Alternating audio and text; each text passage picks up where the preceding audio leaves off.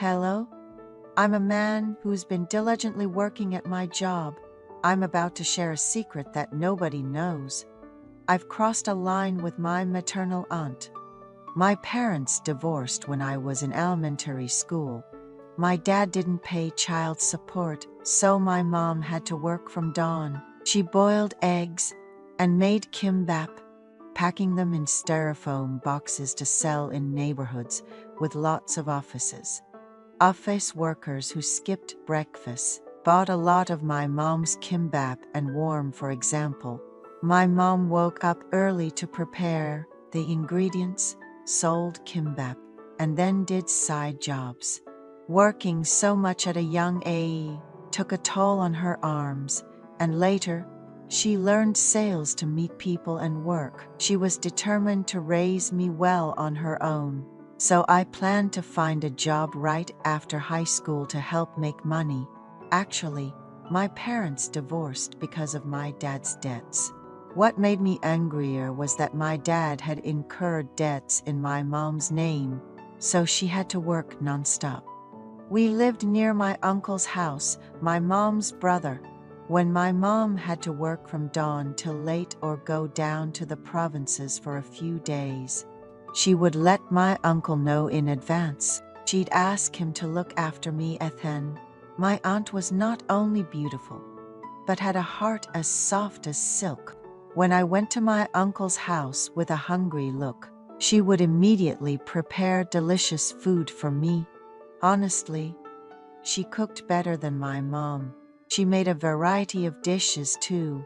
As a kid, I knew I preferred the meals my aunt made, and secretly looked forward to the days my mom would tell me to eat at my uncle's.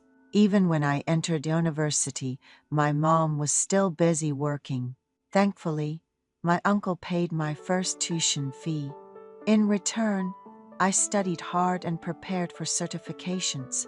My uncle was a businessman, very busy with frequent trips abroad. I have a cousin who went abroad for a language course in the upper grades of elementary school, graduated from a university abroad, married someone he met there, and is living there. My aunt was very sad she couldn't see her only son often. I think that's why she took extra care of me. In fact, going to college was also because of my aunt. I wanted to quickly find a job and solve the debt problem. Seeing my mom not getting enough sleep and meeting clients to pay off the debt. But my aunt insisted that college was essential. It was necessary for landing a job at a good company. So she encouraged me to hang in there a bit longer. Actually, I've always been good at studying.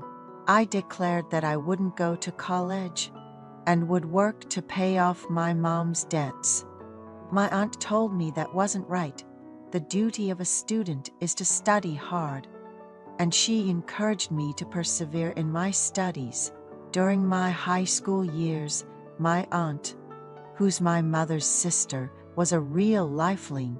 Not only did she brew herbal tonics for me, but she also gave me spending money to alleviate stress.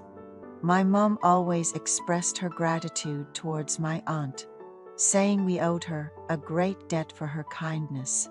When I got accepted into college, I rushed to share the news with her. She held my hands and wept, saying how proud she was that I got into a good university, despite the challenges of my parents' divorce at a young age. I hugged her, attributing my success to her support. During the holidays, I attended a vocational school to earn certificates. My aunt generously covered the expensive tuition fees and often prepared nutritious meals.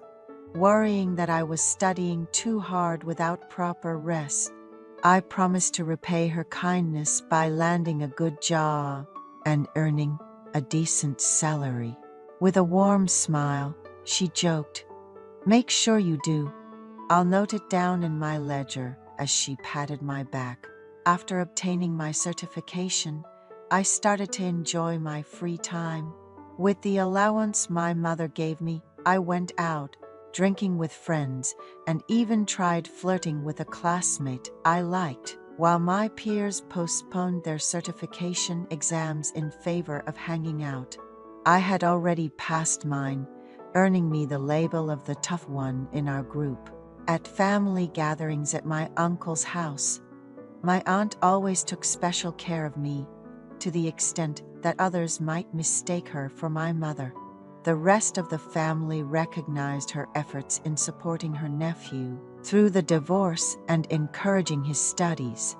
Meanwhile, my mother managed to pay off some of my father's debts and continued to work hard in sales, encountering various challenges, including those who tempted her into multi-level marketing schemes. She leaned heavily on my aunt, treating her more like a sister, and shared her professional and personal struggles with her. One time, while my uncle was away on a business trip to Europe for 2 weeks, my aunt went out, drinking with an old friend, and decided to visit us on a whim, missing my company. It was the first time I saw her drunk, although she's not a heavy drinker. She enjoys the social aspect of it. She was thrilled to have caught up with friends after so long and didn't want to return to an empty house, so she came to ours. I welcomed her and suggested she stay the night. She could barely keep her eyes open and fell asleep as soon as she hit the bed. She was wearing a suit, which seemed uncomfortable, so I slightly unzipped it to help her rest more comfortably. That night, I was alone at home since my mom was at a workshop. My aunt has this way of sleeping so peacefully, it's beautiful.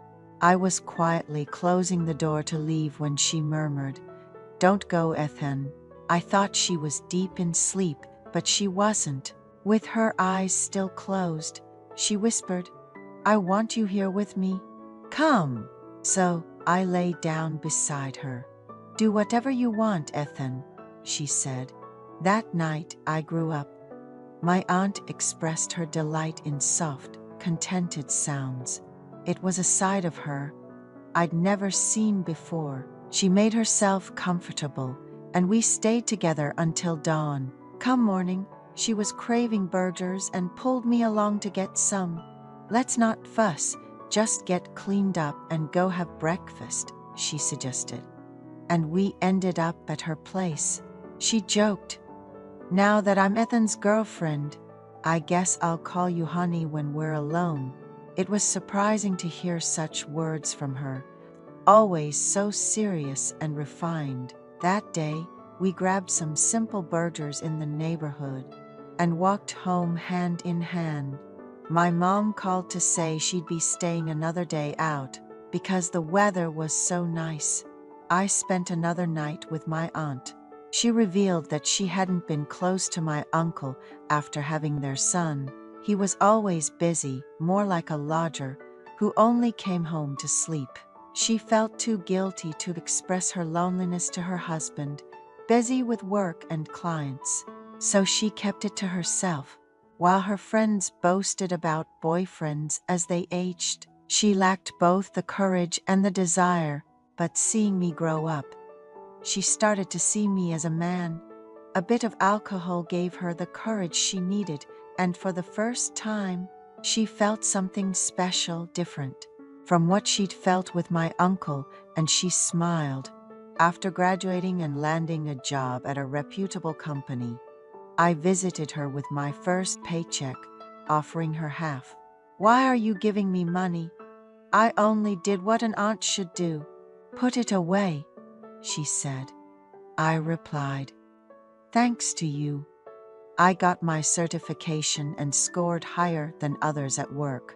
I even get a bonus for my certification, so my salary is higher. I'll take even better care of you.